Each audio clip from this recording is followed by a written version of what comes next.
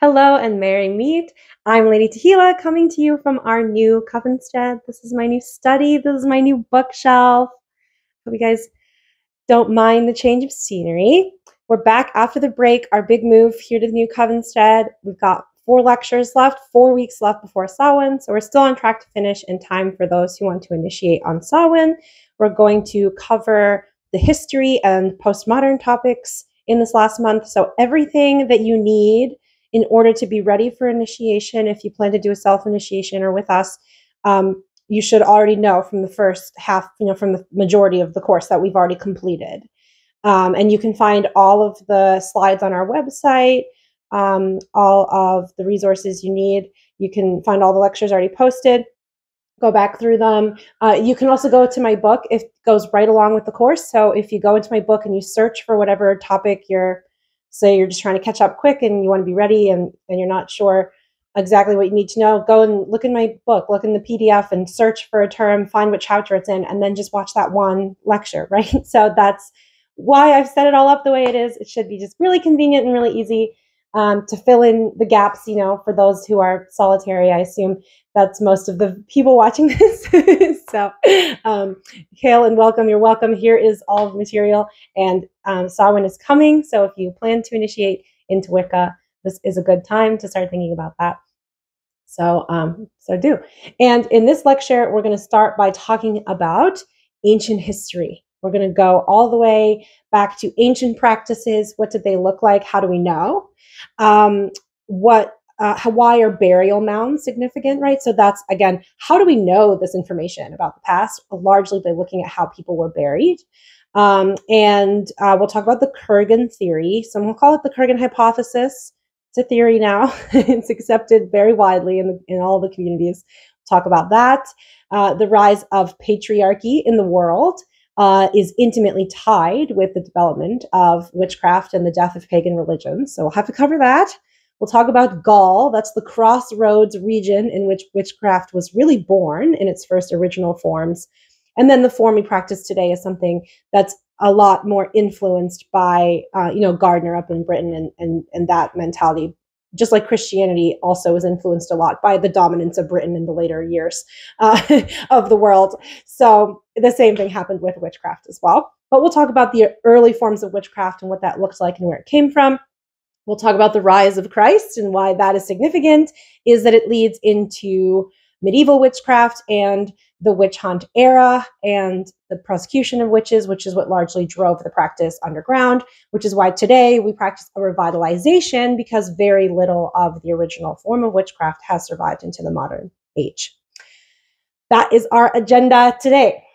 Okay, so to start all of this off, remember that Europe, before it was Europe, before it was a known continent with settlements and documentation of its borders and such, was huge, a large area that had a lot of mountain and mountainous terrain that makes it difficult for people to necessarily travel around. So there were a lot of insular communities. The language they spoke is considered Proto-Celtic. When they put the proto in front of the language, they mean that it's an ancestor version of the language. It's not really Celtic, which is a whole category, honestly. It's Proto-Celtic. It's a language that derived into the various Celtic tongues, okay? So Europe was largely Celtic from sometime after the evolution of the modern human, 20,000 BCE, and into the Paleolithic era, and then into the Mesolithic era, which takes you down closer to 10,000 BCE. By then, we start to see what could really be seen as primitive religion. It is religion, and we'll talk about, what they found that implies there was religion at the time. And this transition was largely driven by survival, by the nature of reality. People didn't live very long lives. So the earliest forms of magic, sympathetic magic, which is truly an age-old practice. We've been doing it since we were human. Sympathetic magic is when, as above, so below. When you embody what it is you want to have happen in reality in some metaphorical way, you represent it so that it will come true. Okay, that sympathetic magic is something that we're sure that ancient peoples did based on cave drawings and artifacts that are found, things like horns and headdresses and things that represent probably the hunt, and magic that was designed to bring about, better hunts and that sort of thing. So people absolutely were doing sympathetic magic to facilitate survival. And they were very in tune with nature, experiencing the changing seasons very harshly. And for that reason, it's likely any deity worship was done through communion with nature, through seeing nature as being alive. Animism, shamanism really would have been the prominent spiritual tradition. That is like the basic, most intuitive way to be religious, is to just look at what goes on around you and say, aha, as below, so above. I have learned wisdom from having these experiences. Okay, so that is sympathetic magic. That's the foundation of religion. That is where all spirituality comes from for humans. That is what spirituality is. Okay, the ability to have experiences and derive meaning from them. So they did meaningful things because it facilitated their, it was a terrible, hard life.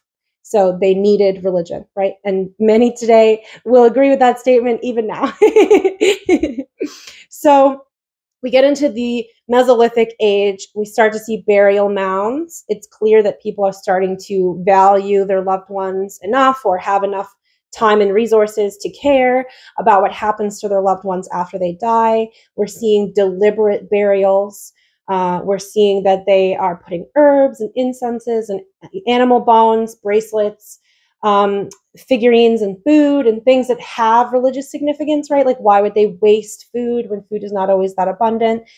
So we start to see this belief in life after death, or honoring of the ancestors. And we see an emphasis on offerings and placing things and making a sacrifice to generate meaning, right? Or to celebrate meaning. So that is another age-old practice that really just comes from the evolution of humanity, right? We see that the world must make sacrifices for us to live. Our parents make sacrifices for us to survive. So we should make sacrifices to honor them. Okay? Foundation of religion. Okay. So at some point, we start to see figurines. Now, there are early cave drawings, I'll show you a picture in a second, that show like animal-human hybrids. So there's reason to believe they may have always had some kind of deity figures. But when the figurines start to show up, and we can date the figurines to the 10 to 8,000 BCE era, when the figurines show up, that's when we know, okay, these people are worshiping nature. These people are making figures to represent a swollen woman's body, a pregnant woman about to give birth, right? So that's how you want your women, right? You want your women birthing men. You want your women birthing the crop. You want the goddess to bless you with abundance. That is where that belief comes from, okay? That is the idea that women create, women give birth, so we should celebrate that act of creation. And they didn't care that the women weren't pretty or whatever. They didn't care. To them, that was the most beautiful thing of all. Because if they're not given sons to work the fields, if they're not given daughters to have more children, they go extinct. They don't exist anymore. So the earliest forms of religion that you see in the world are very animalistic, animism driven, and very instinctual, right? That's the foundation of religion. Okay, so we see the women statues, 10 to 8,000. Okay, Proto-Celtic Europe. They're all some ancient form of Celtic pagan, all insular communities. They don't really interact that much. Maybe a little bit of trade, maybe a little bit of warring, but there's not a lot of signs of that, which we'll see. They get into the 9 to 8,000 BCE. They're going to the end of that era, and you see the rise of Minoa. Okay, Minoa is a kingdom that fell to Greece, I believe, or Rome. one or both of them, got sacked a few times and really just didn't exist anymore. And the records of it are not, like, there's not very good record of it. They weren't like writing things down like Rome was doing also. So a lot of our knowledge from that time period comes from frescoes, which are like paintings on the sides of ruins. And sometimes from like figurines and things like that. A lot of the knowledge of that time period comes from studying agriculture and the development of and the evolution of plant species, actually, which is really cool, isn't it? Because that's something they just like have started doing the last 20 years. Okay, so, but at that time, you see a balance between masculine and feminine deity. You start to see bull representations of deity, so masculine forms of deity. There are phallic, sometimes penetrative representations of the Great Rite on frescoes. So the balance between the mother and the father is apparent at this time in the world. And that is something that, again, emerged in this region of insular communities without really any outside influence. It's just something that sort of came about. And it also came about in other regions as well. So it's very interesting because it does seem to imply that duality, push and pull, ebb and flow, masculine, feminine, that is a truth, right? That is a transcendent truth that you see emerge in lots of cultures around the world simultaneously or at different times and in different ways and with different terms. It's very interesting. But in this part of the world, we're talking about Manoa because this particular balance of deity, light and feminine, is what evolved into Druidry, what evolved into Gaulish Celticism, and eventually witchcraft. So we're talking about it because it is directly relevant to the foundation of witchcraft, but you do see this dichotomy come all over the world. Often it's female and male because I think because of sex and reproduction, which was a much more important part of life back then. But it also was just, a dichotomy, right? It was just a way to capture duality as a concept. And I really think that Manoa is the kingdom we can attribute duality to. They're the first ones on record to say there's duality in the world. Later, we see it emerge from the Mesopotamian region, which is where we're going next. The Kurgan Migrations, we're going to spend a lot of time on that. Patriarchal, war-based people come into the region, shake things up. These earth goddess worshippers who just like their women to be producing children and their goddess to be abundant on the land, right? These earth goddess worshippers, they're saying life is short. We don't have time to fight.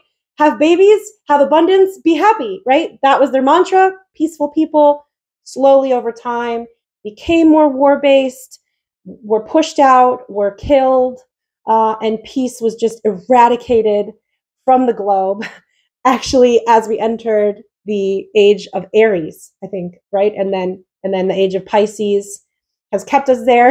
And now the age of Aquarius is bringing us out. So just been in this fog. Okay.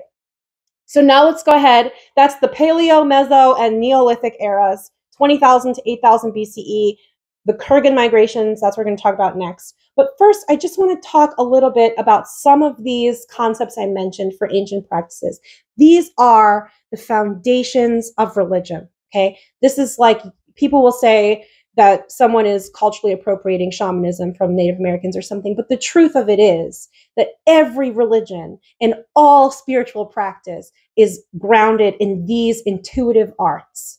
What version of these you use, sure, that maybe you could co-opt that, by mistake, and if you're doing it for profit, you're probably not a very good person. But I think generally people that are co-opting these things are just trying to make sense of things they intuitively understand, and they're just denied that intuition by the religions that seek power, that seek to control. Like their intuition is not allowed, so they turn to other religions in order to satisfy that intuition, and that is where the contention occurs.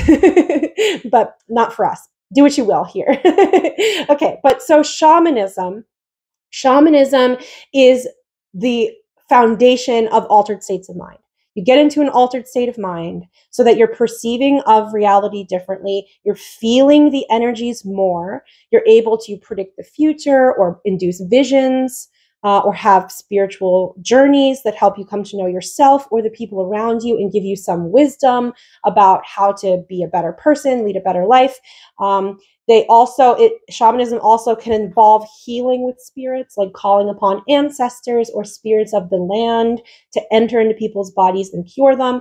There are a ton of different ways that various tribes do that kind of practice. And those may be closed practices, right? They may very well be something that they don't teach outsiders unless you go there and live with them for like 9 years or something, right? So people have done that and they have written books about it. One of them is Michael Harner.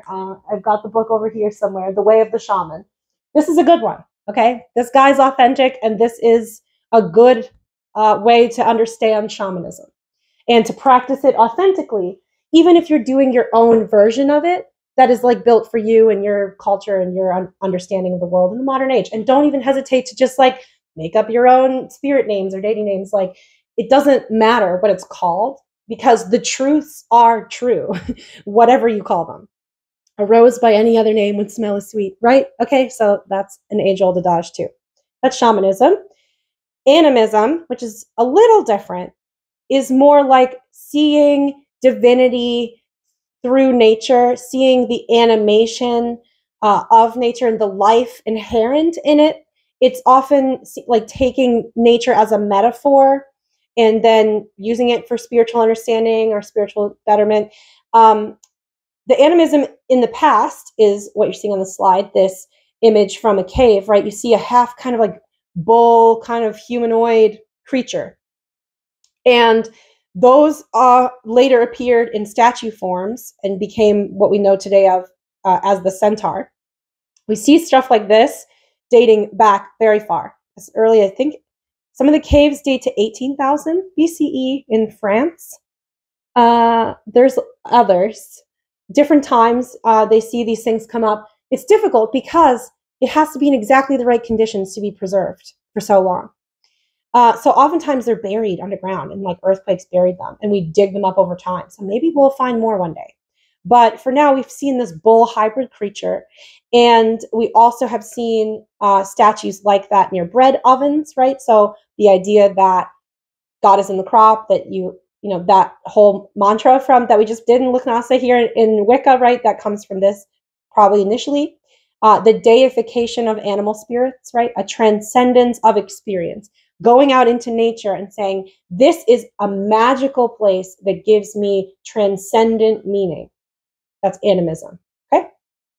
Nature worship is when you build your customs and practices in a society around survival and the changing seasons. And in this case, in a land with 4 seasons, you get the Wiccan wheel of the year, right? That's why we practice what we practice, because it keeps us in tune with nature. Well, back then, living in tune with nature was easy. You ate apples for Maybone because that's when you harvested them.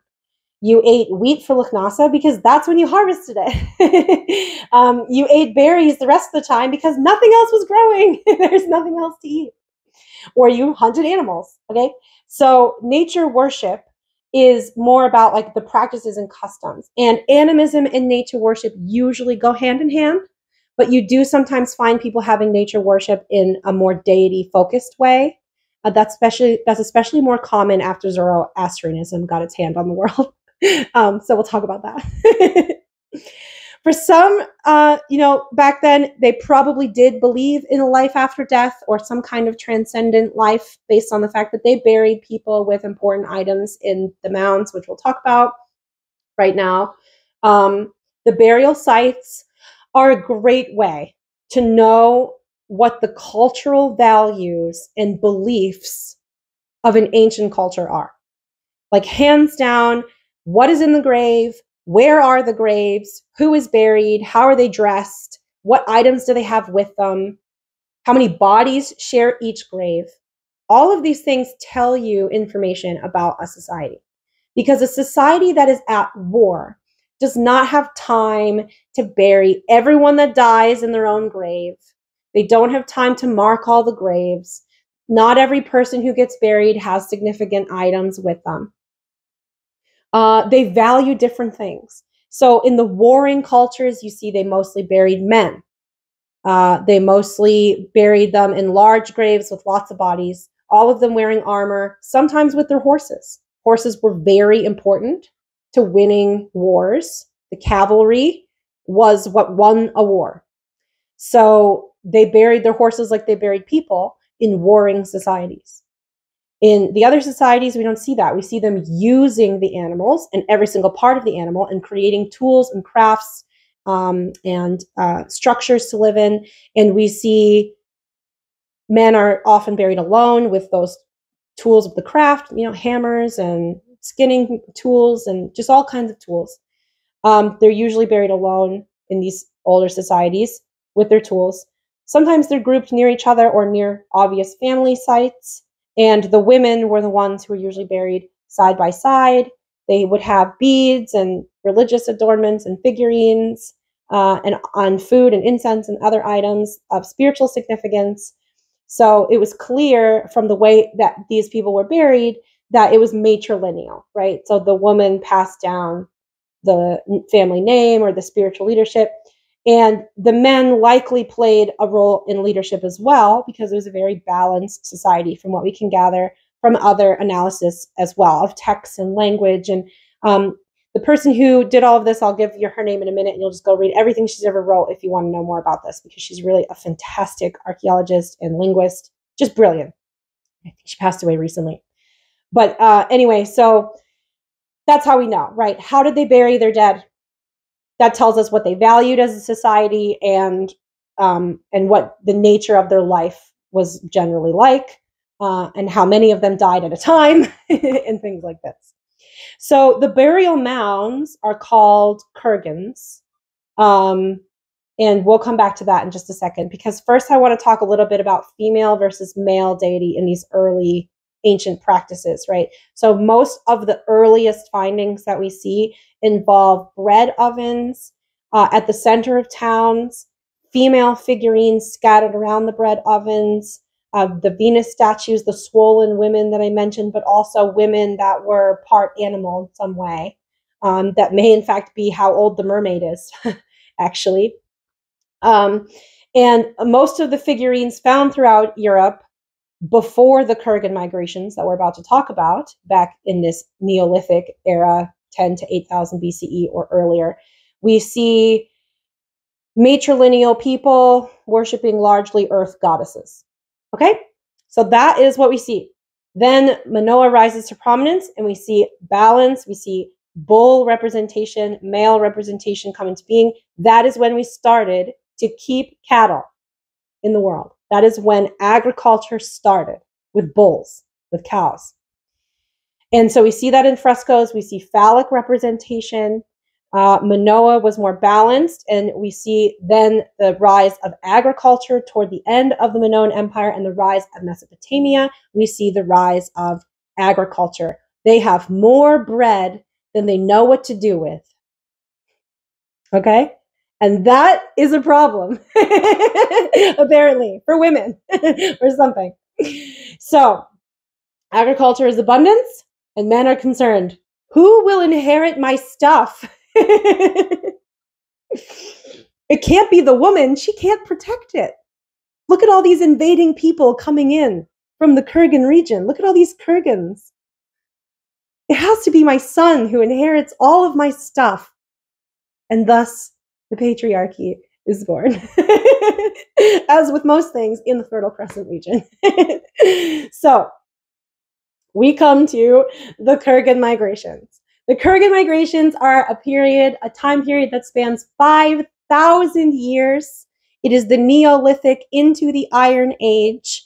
It's 6,000 to 1,500, sometimes 1,000 BCE. It all varies by region. So that's all, yeah. And patriarchy is born. It is bound to agriculture, abundance, and inheritance. So we're entering the Kurgan migrations here at the last stage of this timeline. Let's talk about it. First, I want to talk about someone who is a truly remarkable woman, a remarkable woman who is remarkable because she was a woman at a time when women were not taken seriously in academia. In the middle of the 1900s, Women are allowed to enter academia, not taken seriously unless they're publishing under their husband's names. She is just brilliant and does a bunch of cross-field research that creates a hypothesis that everyone's like, she's full of it. This is terrible. What is she thinking? She's just has to prove it. Okay. I feel her so hard. She has to prove it. So she goes to these regions and searches for abandoned burial mounds and village sites and things. Sometimes she went to places that were previously picked up and she found new items by digging a little deeper or paying a little more attention or knowing where to look for them by having a great breadth of knowledge across many fields. She also could speak a lot of languages, so she could speak to the locals very easily. And she had a bunch of great finds. And she just found a ton of evidence that supported this hypothesis at the time, the Kurgan hypothesis. So she compared linguistics, mythology, archaeology, and all of the various evidence that she found and generated this hypothesis that is now becoming a theory because we have DNA evidence to support it in the modern age. That's vindicating for you, Maria Gambutas. I feel vindicated for all women. But they did actually trace the DNA, certain like markers in the DNA that represent certain like heritage lines and evolution lines. They can trace all of that back pretty far. And they did actually track some of these genes across the same exact migratory patterns that she had predicted with her hypothesis and subsequent theory on the migrations of these people based on the language, mythology, archaeology, and everything else. So what is the Kurgan theory? It is a description of how these migrations from one great warring people, one great region of the world into another, a largely peaceful region of the world, they migrated from one into the other, probably driven by the colder weather in the Ice Age. They migrated down into this warmer region, brought with them a hardier, more warrior-based patriarchal culture, and that great clash between cultures resonated across all of Europe and has influenced the development of every language and every value and every culture in the world today, maybe except for like, I don't know, in China, it was not as big of an influence, but then Britain came to power and now everything is just, the remnants of imperialists. But so anyway, the region they migrated out of is called the Eastern Steppes region. It is Kazakhstan, Ukraine, Russia, and Mongolia. It's a huge block of land. Some of them migrated out into one direction, and some of them migrated into down into the Mesopotamian region. So like the Mongols today, very patriarchal culture that we have in mind, that comes from the same patriarchy. The patriarchy that came down into China and out into Polynesian region, same patriarchy. The patriarchy that came out into Europe, developed into the witch hunt, went up into Britain and spread to the rest of the world is the same patriarchy. It all comes from the Eastern Steppes region. Thank you, Kurgans, for not getting along. Okay, so now let's talk about how this patriarchy spread to the world and how it meshed with the other cultures to form the landscape that is the world we know today. Okay, so the Kurgans had repeated migrations into the region, into various directions in the region. You can see it all here in this chart. It's one great clash between two cultures. Just so you guys have a little more knowledge, and if you read the book, it's all in there and cited and in order and not completely mad like I am. But the Yamnaya peoples were the original people. That's the original culture. We don't know that much about because they had elaborate grave sites that suggested that they were tribal and warring people that were patriarchal. But that's it. And when people are constantly in war, it's difficult. Like they burn villages to the ground. They waste things. There are stockpiles of weapons. There are no stockpiles of weapons in the rest of Europe, just over here on the eastern side in the steppes. So that's all we really know about them. We don't really know what the religion was or if they had a religion. it's difficult to know. The Kurgan people are the Yamnaya, I think it's Yazdrova, and then it becomes there's another one that migrates over to I always forget all these terms, but it's 4 to 5 stages of people in the region, largely named in Russian vernacular because they were discovered largely by Russians because of the part of the world it's in. But they migrated all over, like we said, deriving all these various cultures. And the migrations took place over a 5,000-year span, over what is considered 5, sometimes 7 different stages of the Kurgan civilization. So the people living in this region, the later Kurgan peoples, may be completely different than the peoples that were there in the first place. So every time there was migrations out of that region, we saw a different kind of patriarchy coming into the rest of the world. And sometimes they migrated into the same region multiple times, like in the Middle East. So that's why we see a lot of various extremes and differences in the severity of patriarchy that reflects both in language, culture, mythology, and everything, which we're going to talk all about. And just so you know, Yamnaya actually means pit in Russian, and these guys are basically considered the pit grave civilization.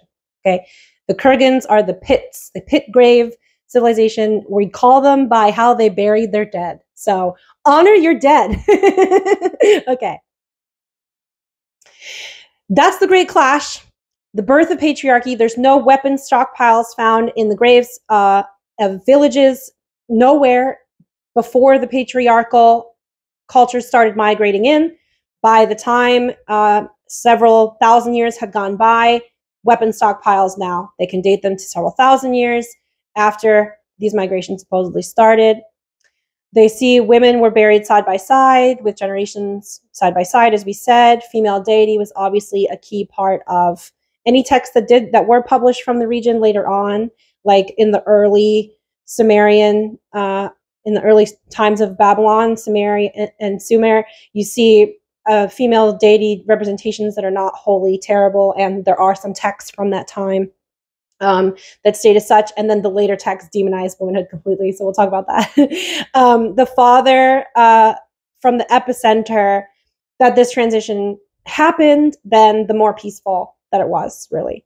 And then we see, after the clash, the opposite of all that, and closer to the epicenter, women lost rights that they still don't have today. So, so let's talk about each region a little bit. I want to go into a little more detail than that. I want to keep this light. There's only 15 slides. I think there's time. Okay. In the Norse region, there is Freya and Freyr, and that means lady and lord of the land. And they were like the original male-female duality. So we talked about how that male-female duality was something that emerged in most of these Celtic insular communities simultaneously, despite them not having a huge interaction with each other. It's just a truth. It's just a truth of our existence as reproductive animals, that we experience masculine and feminine, I guess. But so they developed, this lord and lady in many, many parts of the world, and how that lord and lady cede power to the new sky god. So these are land gods. These are gods of the earth, gods of nature. They are animistic, and we worship them using nature worship practices. Well, the sky god tells us to worship him with words and study and prayer. The sky god wants adoration. So now we have to learn how to worship, right? So when this clash occurred, some people viewed it as being a willing trading of power, an evolution of the spiritual self, like an ability to abstract the relationship with divinity from natural experience. Okay, so that is interesting. So that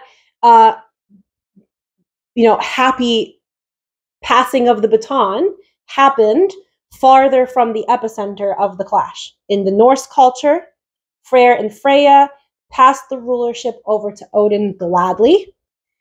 They help him bathe in the feminine waters of the cauldron so that he can master Sedir, the magical art of using divination and spirits and ancestors and a timeless transcendent force to affect change in the world.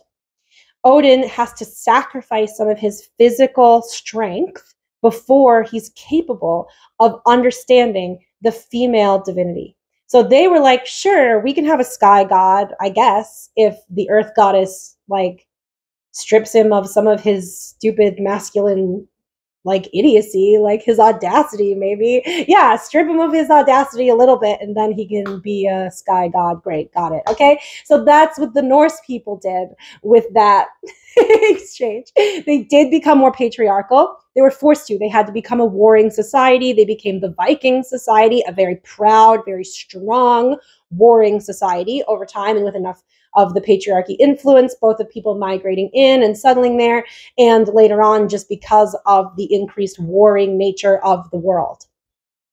So that is the clash in the Norse region. In the Gaulish region, and we're going to talk about Gaul in a second, in Gaulish Celticism, this is the region of Europe that is France, northern Italy, and Spain. It's a crossroads. Everything that goes on about Wicca happened here.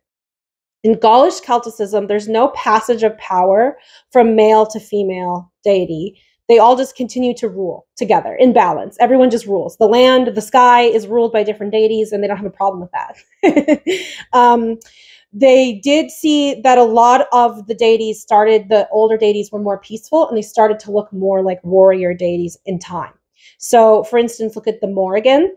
She was a mother goddess and remained a mother goddess in the Gaelic Celtic regions. But in Gaulish Celticism, she became very gothic. She became very dark, someone who ferries souls out of this world with her ravens and guards over death.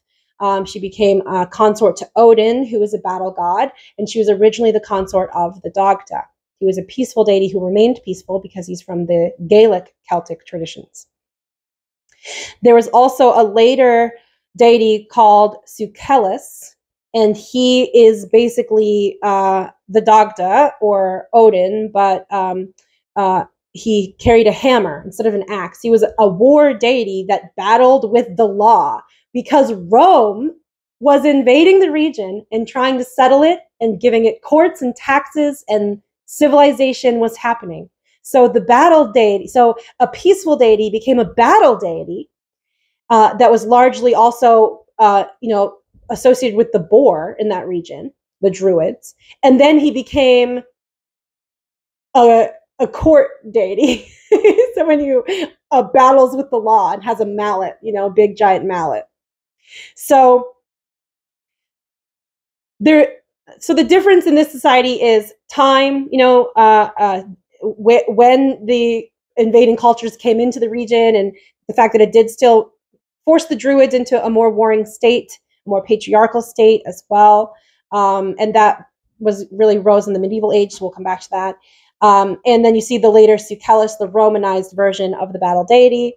And that's all because Gaul is a crossroads, a melting pot that we will come back to in a moment. In Gaelic Celticism, there's no passage of power from male to female. They all continue to rule in balance, and there's no warring attributes because this was a region so far up that war did not come to it until at least 800 years after everywhere else in the world. It just didn't feel the age of Aries the same way in Ireland and Britain. Look, for instance, at the Morrigan and her consort, the Dagda. Both of them try deity features in Gaelic Celticism that we later see reflected in Christianity. And they reflect the journey of life, and they have a peaceful mythology more so, and they reflect being youthful, being a mother-father figure, being full, and then waning. The journey of life. And the Morrigan in this Gaelic Celticism is known more as an earth goddess. She is someone who guards the changes of the seasons. She's often aligned with the apple, and she brings death as a kindness to the aged because they lived long, abundant lives compared to the rest of the world. The Dagda isn't a battle deity. He's a tri-god, a father, someone who's more like a sky god. He was like the sky god of the new religion. So if you read my intro at the start of this chapter, it's my absolute favorite one. They largely would have just thought about it like that, like the new religion, the new god. And as time went on, the Dagda took on more of that sky god figure. And he also was just not dogmatic. There's no hatred for the sky god figure. There's no hatred for a god figure because he wasn't a battle deity. He was a god of love and poetry, a father. And he played the harp, and he wrote songs, and he ruled the oak tree and provided the shade. He was not a warrior. And that is where we get this love of a father figure from in modern Christianity. Okay, so anyway. And so what is the real difference? Well, in Ireland, it was much more insular. In northern Britain, too, where the Scots developed, they had artifacts, spiritual artifacts, fine art, things often made of gold, right? That's where the leprechaun idea comes from. There's tons of gold in Ireland. Well into the Iron Age, they were peaceful, they had abundance. They were largely matrilineal based on how they buried their dead.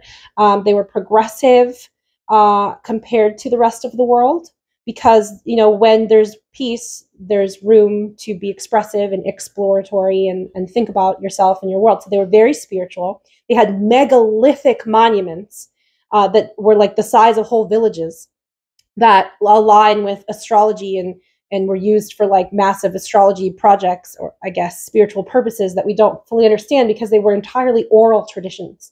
They didn't learn how to read until after Christianity took hold in the late medieval age. Many of them even still did not know how to read or write.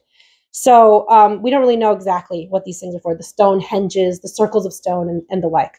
But we can have an idea. And magic thrived there, and that's clear. And that's also where the Tuatha De Danann evolved. So the pantheon, the Irish Celtic pantheon. Okay, so that was the farthest from the epicenter and the most peaceful. Okay, now let's talk about the rise of patriarchy. Let's talk about the regions that were not peaceful. So the Iron Age is big for patriarchy. Closer to the epicenter, we have the Sumerian civilization, which is largely balanced towards male and female deities. We see Greece rise to prominence at some point in this time period as well, on what's shown in the slide. And they are also balanced. In Greece, the way that the deities are portrayed is transitioning. Zeus is asked to overthrow his father, Kronos, the Lord of Time, and he needs to rule the heavens. And his mother, the Earth goddess, has to guide him in this passage of power. Has to stop her husband from eating her children, trick him so he doesn't eat the children, and that allows the sky god to save humanity or whatever. Superhumans come into being. So what you see is that women are subjugating to men. They're giving up the power because that's the only way to bring peace. That's the Greek version of it. And in Greece, women were largely respected and treated well, and their bodily autonomy was respected, but they were seen as less capable. They were seen as being people who are unable to work or hold their public office or hold positions, and that they should, you know, be there to have children with their men, right? So they had that degree of patriarchy in Greece, but it wasn't, they were still treated well, and they weren't demonized for being women, right? So that is Greece. And then as Rome took over, we see this carried on in a legal capacity. So we see that women are treated more like property. We see that, like, at least on the books, we see that there are some androgynous gods, however, and there's a lot of sexual liberation, and it's not seen as gay to like have sex with your mates, you know, like that's fine. That is still like, that is, you know, the remnants of Greek and the older pagan societies that didn't demonize womanhood and things that were feminine. and they didn't demonize men for exhibiting traits that may be feminine. You were still allowed to be a man who worked with a female deity. You were allowed to be a man who was in love with women. You were allowed to be a man who enjoyed other men. So that is the difference. That is a little bit farther away here in the Middle East, where we saw that multiple migratory in from different directions at different times. We see a volatile region, that the language is volatile and the culture is volatile, and who's the ruling party is volatile. So in Mesopotamia, the patriarchy took a much stronger hold. And we see Enlil and Ninlil, Lord and Lady of the land. They were seen to have a sky father all of a sudden, sometime during Samaria, which was a long time period. We see it goes from a Lord and Lady figure named in the language of the region to the Anu, the supreme sky god, who is the father of men. Okay, so father, Adam, Eve. Are you starting to see where that trope came from? It came from Mesopotamia. Genesis comes from Mesopotamia. So the Sumerians, they were very mathematically intelligent. We also get calculus from that region of the world. They're very logical people. They rightly saw, where did this sky god come from? The Lord and Lady of the land are apparent. We experience them. We see them with our eyes. But we can't just accept a sky god abstraction. Oh no. We need it to make sense. We need it to be like, well, where did he come from? What does he do? Why is there an abstract sky god? And they meticulously made sense of it, either by force, because it was forced on them and they had to. They were rationalizing, or they truly believed it. It just depended on what town you lived in and what time of what year it was. And it was crazy. So, where did he come from? Well, he came from chaos, right? He came from nothing. He came from the void. So then we see the rise of nothingness and the beginning of an ideological, cosmological battle between good and evil. So the void in this region is personified as female, initially both female and male.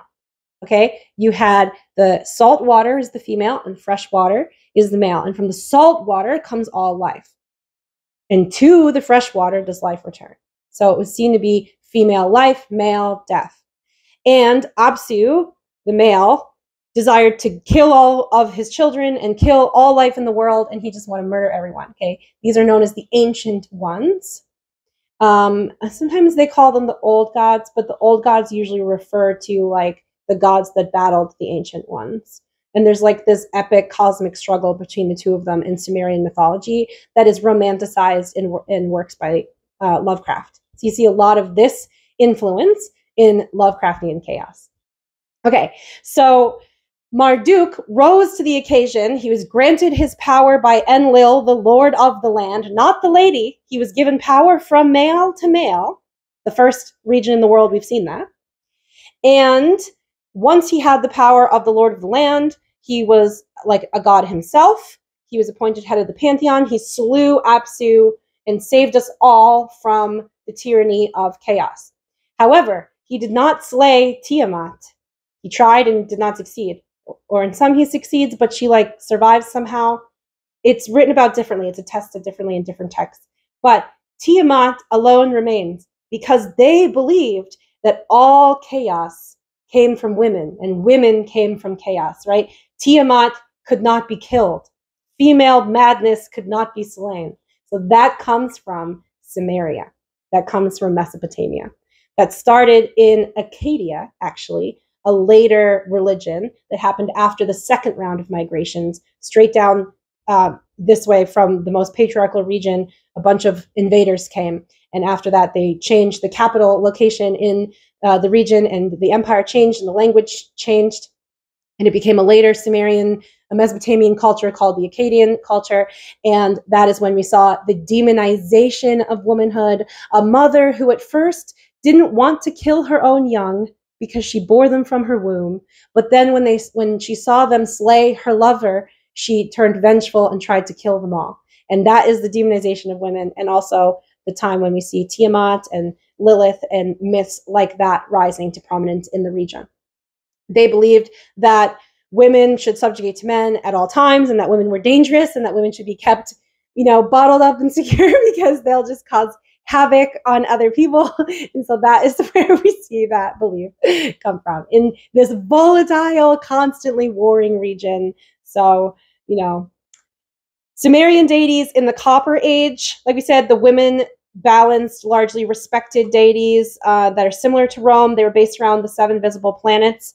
Folks like Nana, Utu, Inanna, Anna, Ninhursag, Enlil, and Ninlil. Ninlil is one of my patroness, so if you are interested in her, there's a ritual for her on our website, actually written in Sumerian, so if you're interested in that. Akkadian deities from the Iron Age. Ninlil becomes Tiamat, demon and ancient one who seeks the destruction of all mankind. Fodder for the later Cthulhu and all the Lovecraftian works. And she is and it's primeval water, both fresh and salt. Remember, she has a consort who is slain, and that is why women are the keepers of the void.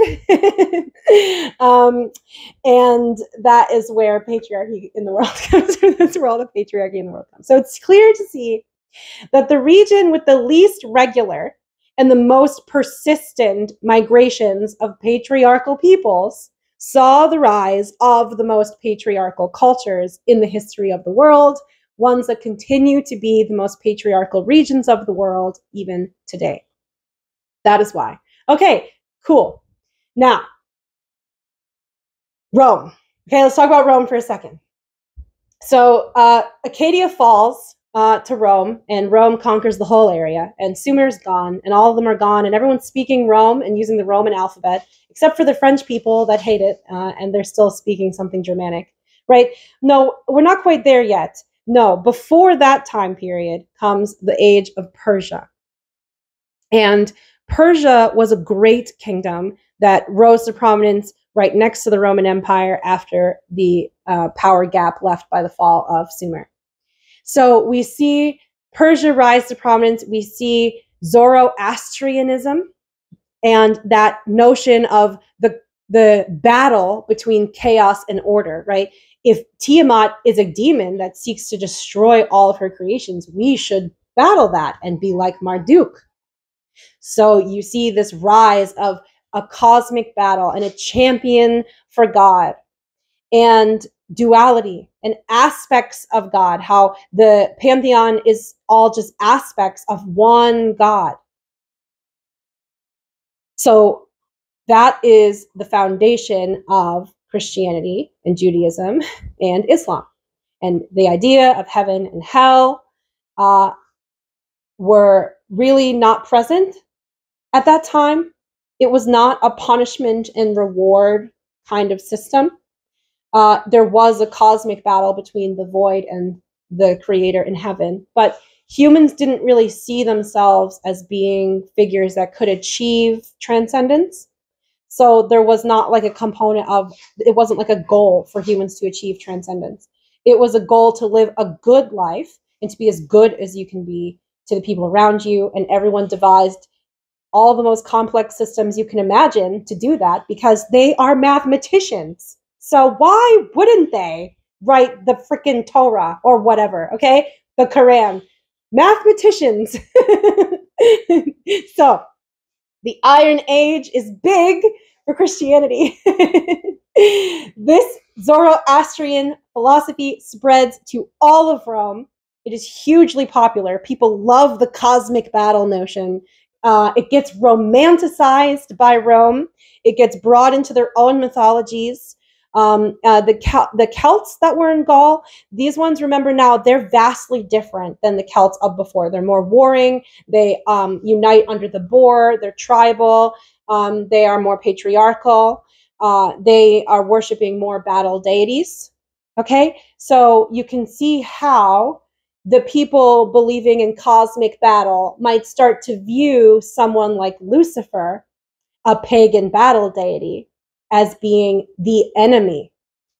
And that is what the original text states.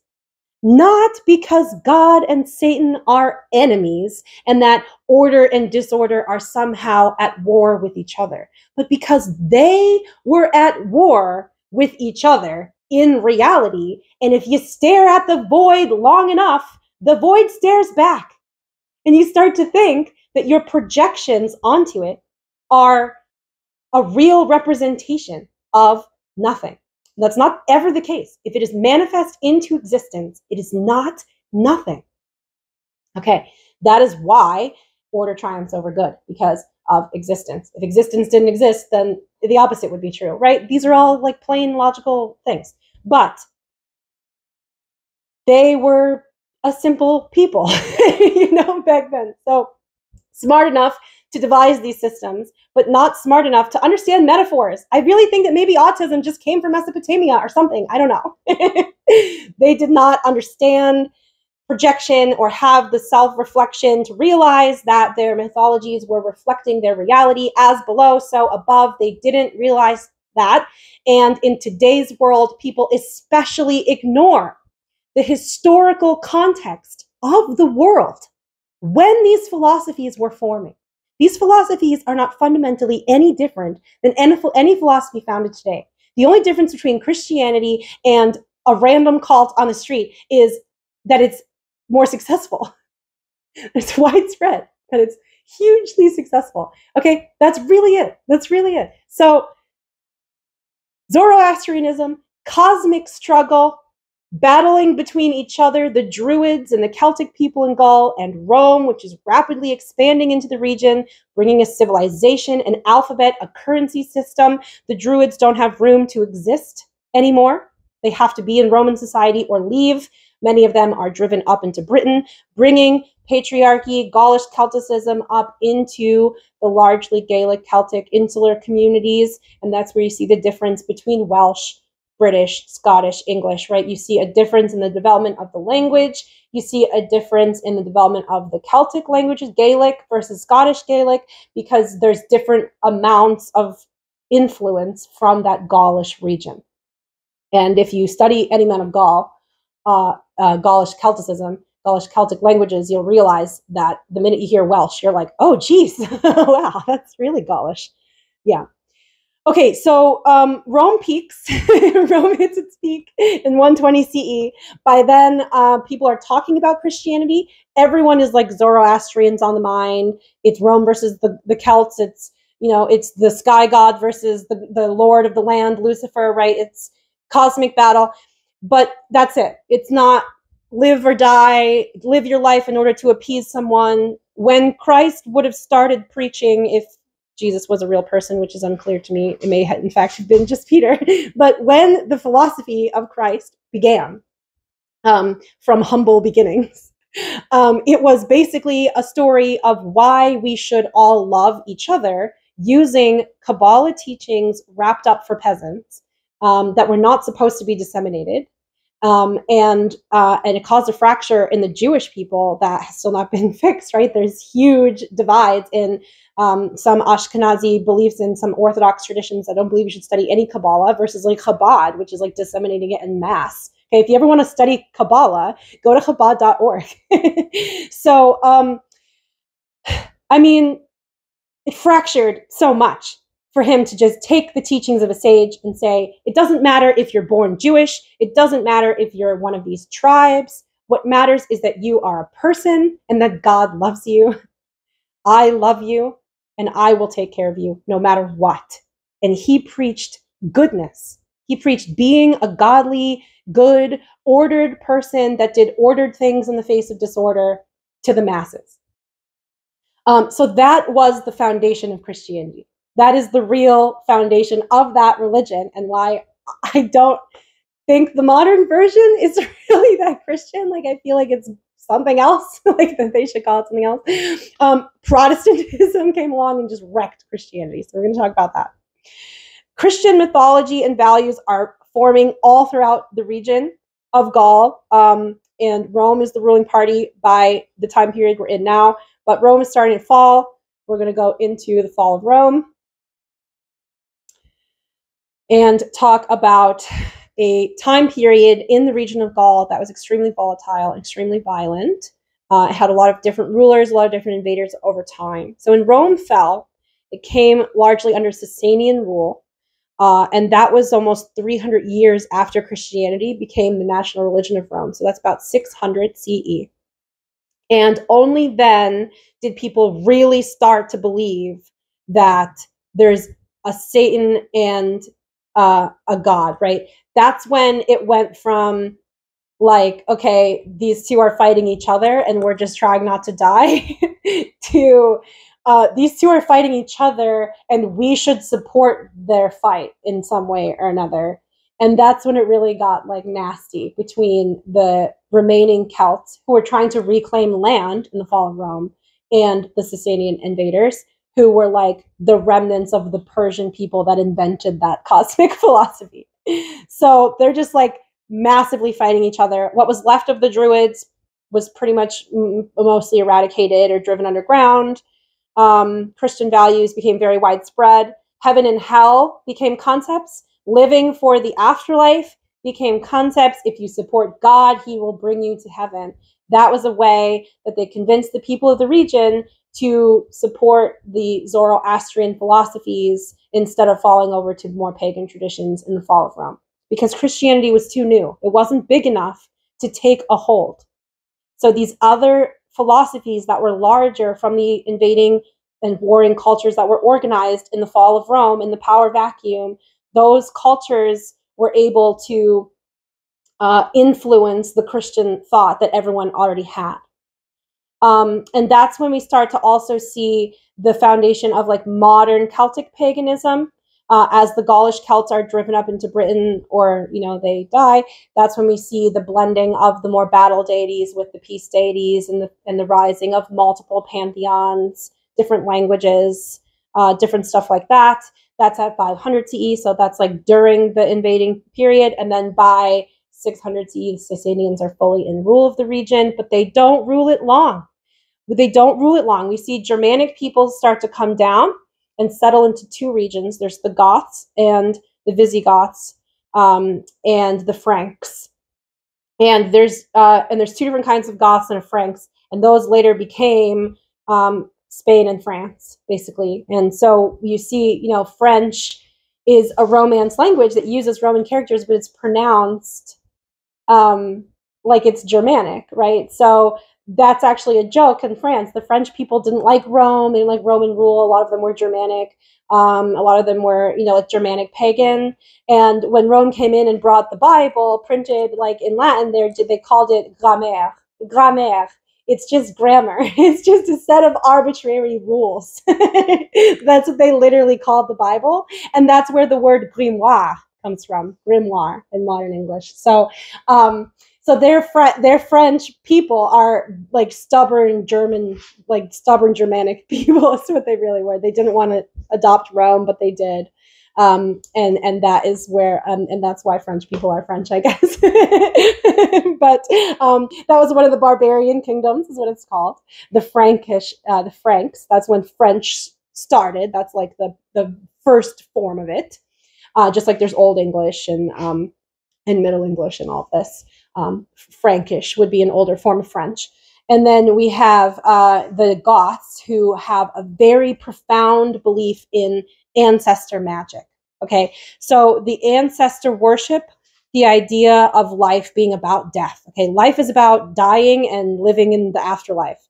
And all of those ideas blended together with the final piece of the puzzle, which was Islamic fears. Okay, Islam came into the region in the fall of the Sasanian Empire that left a power vacuum in the Mesopotamian region. The Muslim Caliphate rose to that to prominence in that region and expanded all through North Africa, up into the Iberian Peninsula, up into most of Europe there, and just like spread this widespread belief in amulets, talismans, astrology, systems and math and things were brought into the region. The ability to like think critically. Everyone was suddenly interested in trying to read or speak other languages. And people were very big on clinging to their older languages, like not being forced to speak the language of the oppressor.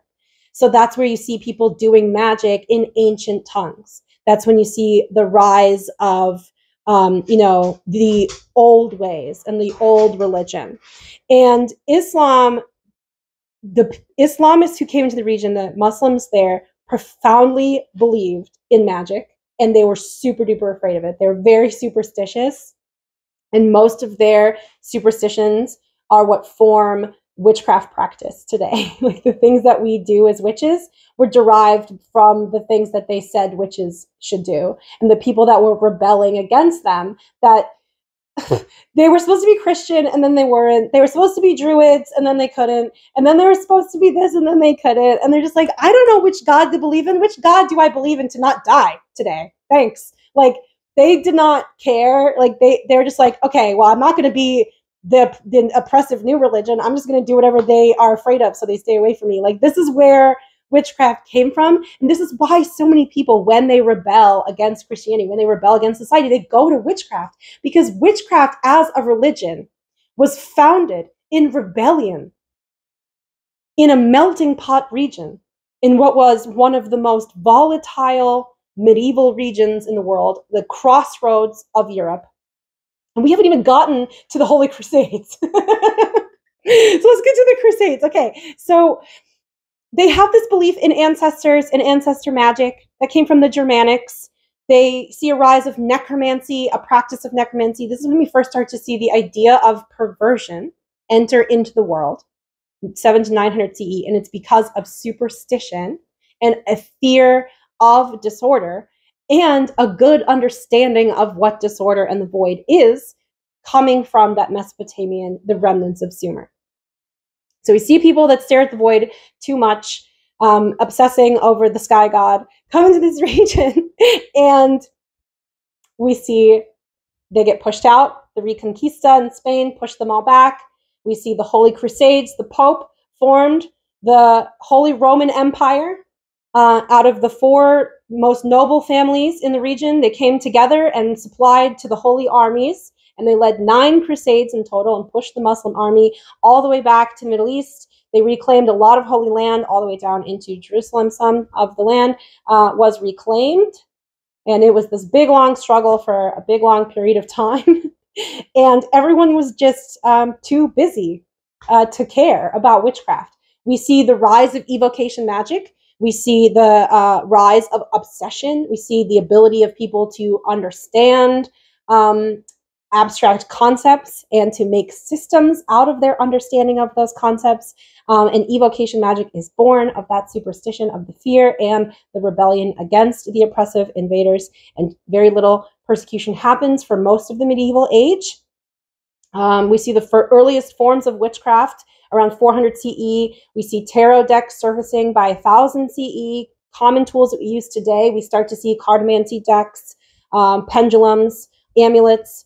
Hundreds of years after the rise of all of this and the trade of these things by what's left of the bards, right? The druids, the people that know the histories and the old gods and the old ways, they were highly valued by these people clinging to the old ways. So they would go around and trade and sing tales and sing stories, and that's where we get the bards from. That was the remnants of the druid people, the missionaries, the keepers of the wisdom of the earth. And they would go around and sell these tools to people, and that's how the tool market evolved. 400 years go by, and then people are afraid of witches. Okay, so how does that happen? How does that happen? Okay, we're going to talk about that. And then the next lecture is going to be all about the actual witch hunt era and how we came out of that. So remember that Gaul is the melting pot of the medieval age. Also note that it's not in this timeline, but Brahmanism formed right alongside Zoroastrianism in a neighboring region. So it's likely that those are related as well. And there are a lot of similarities in the Hindu scriptures and pantheons. And even as far east as China, there may be influences, like for instance, cosmic duality could have been part of the motivation for the Tao Te Ching. So there's reason to believe that many of the world cultures through the spice trade were influenced by Zoroastrian beliefs. Just putting it out there. So we talked about the Holy Crusades. We talked about how people were too distracted to care that much about witchcraft. We talked about how people were very afraid of magic. The one thing we did not talk about yet is, meanwhile, in Britain, Christianity struggled to take a hold. They kept sending missionaries up from Rome and then from, some of the kingdoms during the barbarian empire phase with the Goths and the Franks. It was mostly just big families of nobles that owned land, and everyone in the town would just do whatever the noble family did. And some were Christian, and some were pagan, and they all hated each other and kept to themselves. But they didn't fight that much because it was just a hard time. There was a lot of illness and plague, and they were very wary to go near each other or do a lot of trade. And that's where we get Gothic from, right? So Gothic. Meanwhile, in Britain, it's Vikings. So in Britain, they're getting sacked by Vikings, and every time they set up churches, they get sacked because the churches are the nicest buildings in town, oftentimes. So we just, we see Christian and pagan traditions blending because that's the only way the pagan people can do it. They either can't get to a church, it's too far away, they can't read the Bible, they don't understand the language, they don't understand the wisdoms. It's a very different language. Many of them have been insular communities for the longest time in the history of the world, like in this European region. And they just liked it. They liked Christianity, but couldn't process it, couldn't take it in. It was too much. So it got repackaged into pagan practices a lot. So Christianity becomes more pagan, like the idea of Santa, right? Santa is really like a version of the Dagda, almost a fatherly figure who exchanges gifts, like a fairy, like Tuatha De Danann, right? So, that's the influence of having to package Christianity. It was almost completely snuffed out in the region. Like big myths like King Arthur, which were actually originated in France and the Anglo-Saxony region, but they were pushed up into Britain when, as time went on.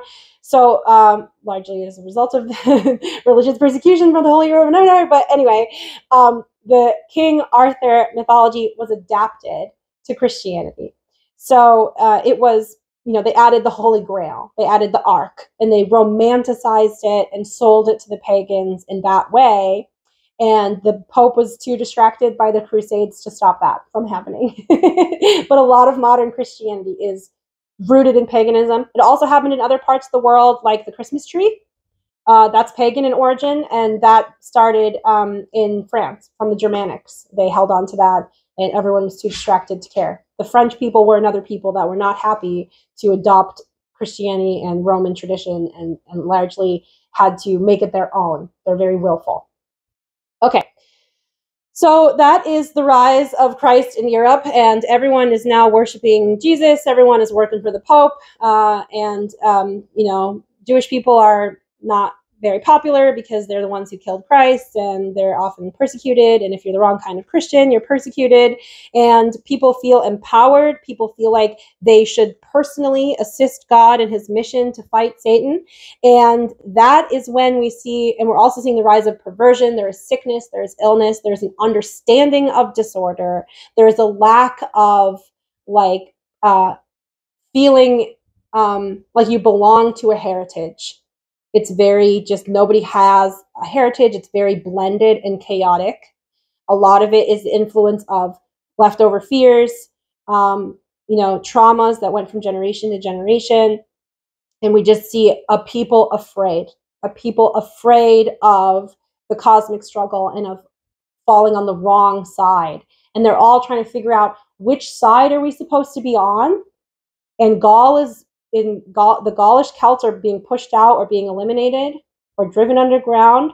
So the only answer left is with God, with Christ. You should be with Christ. So we see people start to staunchly believe that they are personally responsible for their own fate and that they have to do everything in their power to be godly so that they can go live with God in heaven when they die. We also see a major shift in the understanding of morality. And we go away from the 7 deadly sins towards the 10 commandments. We see a shift from you should do this because it's the right thing to do, to you should do this because if you don't, you're going to be punished. Okay, so that shift was a major perversion of Christianity. That shift majorly destroyed the initial teachings of Christ. Because then people started to believe, if this other person is doing evil, I have to act to kill them, not act to bring them to the light. Because I have to protect myself and the people around me from evil. Okay? So, fear. Fear manifest by Dante's perverted writings of hell and Dante's Inferno, and this sense of personal responsibility. That was the Protestant Revolution. And Protestantism begins to preach fire and brimstone, and the stage is set for the witch hunt to begin. So, who were the first witches? Okay. Witches were called various things in various languages from the region to region. They had different roles in each community. They didn't have any one archetype at all. They were just people that kept the wisdom of the earth. They felt empowered to take personal action over their fate, just like the later Christians did. That's not any different. It's just that they did not feel that same sense of cosmic punishment if they didn't do certain things, right? So that is where the divergency occurred. Witches were those who sought the traditions of older religions, and they clung to the old ways, old gods, old languages. They were trying to preserve their heritage as authentically as possible at a time where it was really, really hard to have a sense of belonging in the world. People were dying a lot of illness, of war, of being used as bodies in war and coming back like PTSD, and then they just murdered their whole village for some reason. Like, perverted things were happening because this was a traumatized region that had seen the rise and fall of just so many empires in so short a time. They were just damaged people. And that is where we get fire and brimstone and Protestantism, which was not preached by Christ, who was a Jew that lived in a different part of the world thousands of years before this. So please remember that modern Christianity is not based around the teachings of Christ. Okay. Most people who were witches were illiterate. Most people could not read the texts of the new religion. They just didn't want to learn. They couldn't learn. They didn't see the value of learning. Churches were hard to get to. It was a very mountainous region, like I said. A lot of people were poor. They didn't have carts. They didn't have goats. They couldn't take time off of like doing the field and the labor to go to church, or it was winter, and if they went to church, they risked dying in the snow. Like, it was very snowy. It was an ice age, right? It was very cold. So a lot of the witches were wise women in villages who were just, they didn't go to church. They couldn't learn the new religion. They clung to the old ways, the old language. They did spells and healed people and birthed babies. They looked after the health of their communities. And some were learned people, were very intelligent. They knew the histories. They knew the stories. They studied the barbarian cultures. They were great physicians or philosophers who served the need of kings. And they revolutionized the study of magic. And if you want to see an accurate portrayal of medieval Europe, you should watch Merlin, the BBC TV show, because it is historically accurate. It is set in a different part of the world at a different time than the original King Arthur mythology. It is a British version of it that occurs in Britain. They do still refer to some of them like Anglo-Saxons and stuff, even though they would have had to like cross the channel. So it's not a complete perfect picture of it, and it's also like describes the rise of the United Kingdom specifically, which is not part of the original King Arthur myth. However, the King Arthur myth has been repurposed by every ruling power in the history of its inception in France in like 400 CE. So why should Britain not change the story to make it explain where Britain comes from if they want to? It is a good historical depiction of witchcraft at the time. Elaborate, like old language, speech, working with dying animals and trying to keep the old ways. And in many kingdoms, it was a battle between magic and non-magic. But notice that they're not Christian. They still have hand fastings. They still celebrate Beltane and all of these, right? They have Samhain. So that is a good, accurate depiction of what it was like in Europe, in most of Europe, during the medieval age, right? A blending of Christian philosophy and Christian values and the teachings of Christ into pagan practice. It wasn't until Protestantism came around that there was a renewed interest in heaven, hell, living, to preserve your soul, and that they should make sure as many people as possible are doing that because they are supposed to care about people or something. I don't know. It's a perversion that they think shaming people helps them come to God. That will never be true. So, just saying. Slowly over time, these practices are pushed underground. They're demonized, as we shall see in the next lecture, and the witch hunt era begins. So we will talk about how that happens and what it means and what it doesn't mean, because a lot of people don't know a lot of things about it, and I've meticulously researched it all for you guys, and for myself. So that'll be fun. That's next time. That's next week. This week, if you're following along in the book, this is chapter 8. I do recommend reading it because there's way more detail than I could fit in a lecture. It's just one exercise. The exercises are less significant at this stage. There's a lot of questions. If you want to retain this information, that's not a bad thing to do. But at this stage, it's more important to start doing the further readings. It's more important to go out and find other Wiccan philosophers and read some of the original authors. And that's why when we get to the next lecture and we start talking about the big classical authors, you'll get some names in your head and you'll be like, okay, I'm going to read some Gardner. I'm going to read some Doreen Valiant. I'm just going to read some of these initial writers and hear how they thought about the world. And that is how you really develop a good Wiccan philosophy for yourself. So we'll do that too. Okay, thanks guys. I hope you enjoyed this lecture. And if you're initiating, you should be a part of our server already. And I'm really excited for all the people that joined this year, and we're going to continue to join people every year. So if you're watching this in the future, reach out to us and we can help you initiate, or good luck with your self-initiations as well. And welcome to Witchcraft. And I love you all. From all of us here at the Coven of the Open Mind, blessed be